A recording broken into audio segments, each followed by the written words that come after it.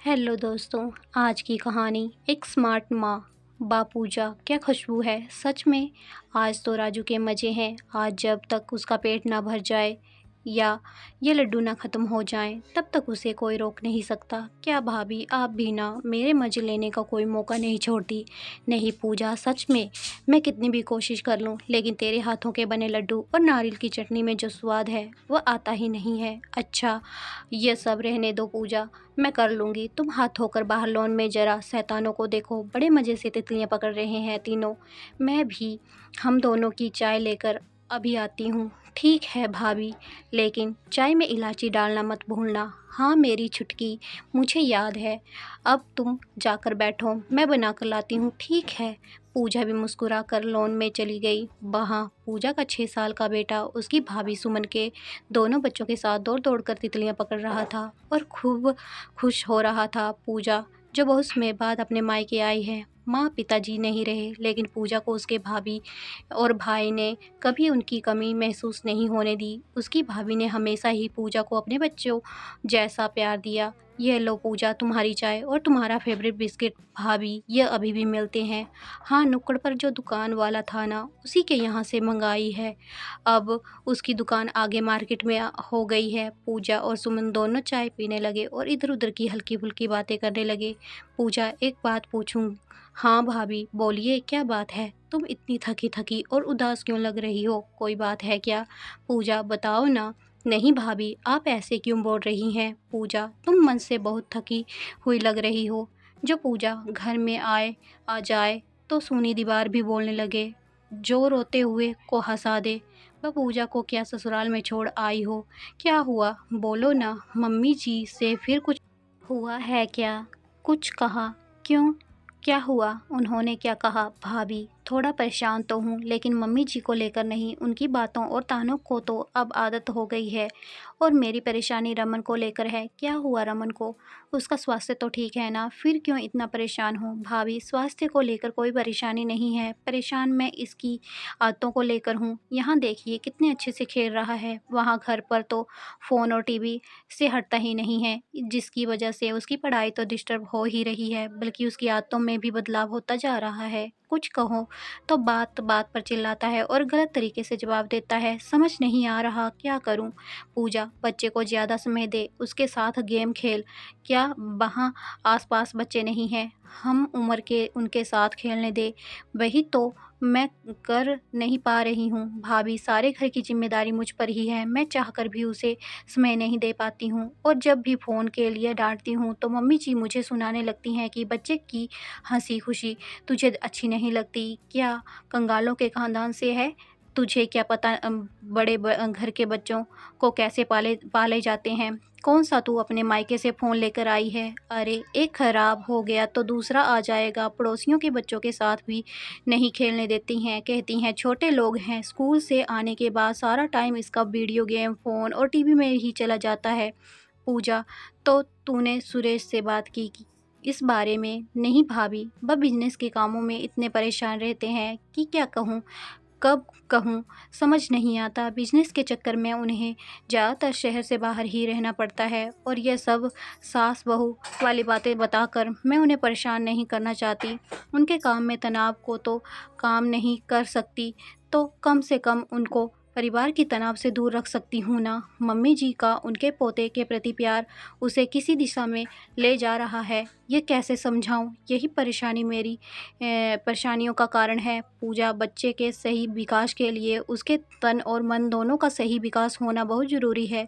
आज के समय में ये सारी चीज़ जीवन का एक हिस्सा है, इसे हम बदल नहीं सकते लेकिन हाँ, यह हमारे जीवन को नहीं बल्कि हम इन्हें चलाएं तो अच्छा है। इस फ़ोन और इंटरनेट की दुनिया में बच्चे जहाँ समय से पहले बड़े होते जा रहे हैं वहीं गलत जानकारी की वजह से कुछ ऐसी गलतियाँ कर देते हैं जिसे जीवन भर पछताना पड़े।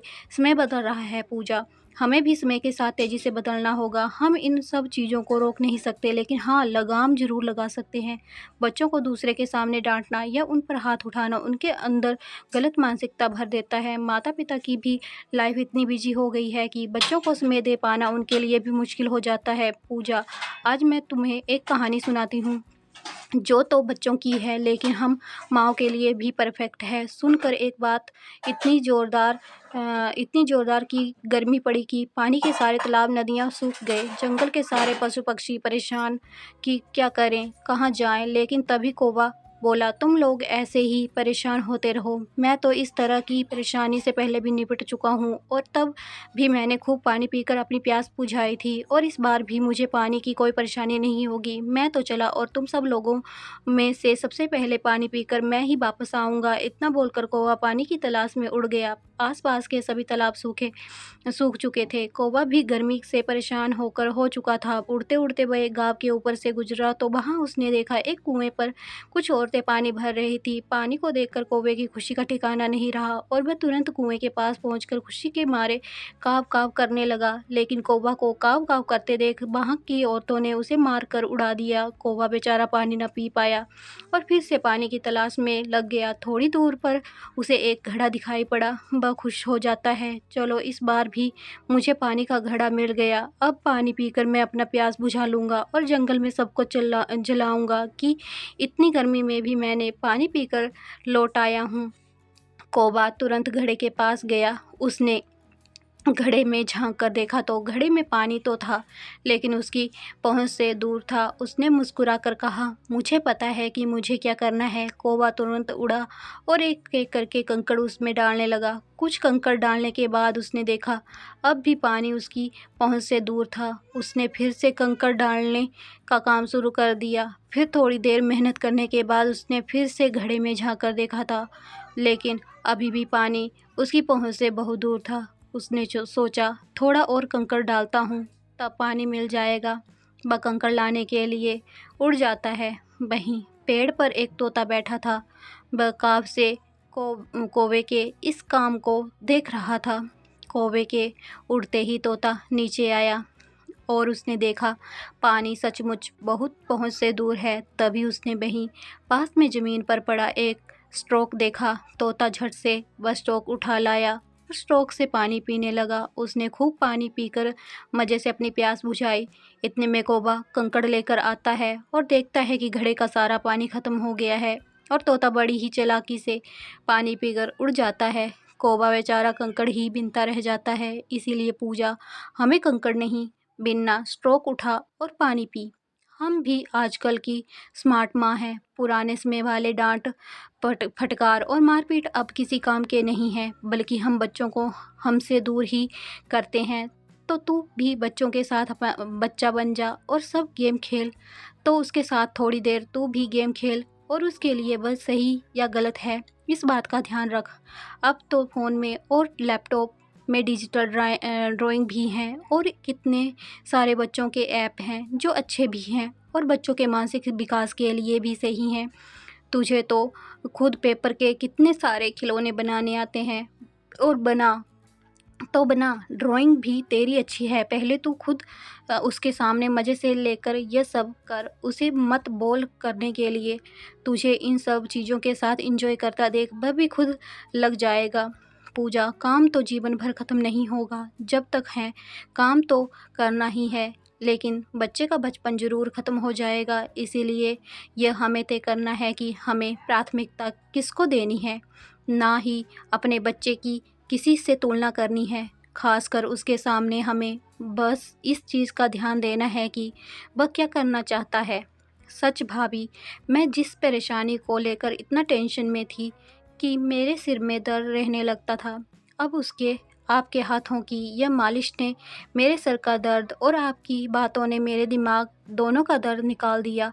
सच में आपके हाथों और बातों में जादू है भाभी। तभी मैं सोचूं, भैया दिन जवान कैसे होते जा रहे हैं। अब समझ में आया मुझे, और दोनों एक दूसरे के मज़े लेकर हंसने लगी।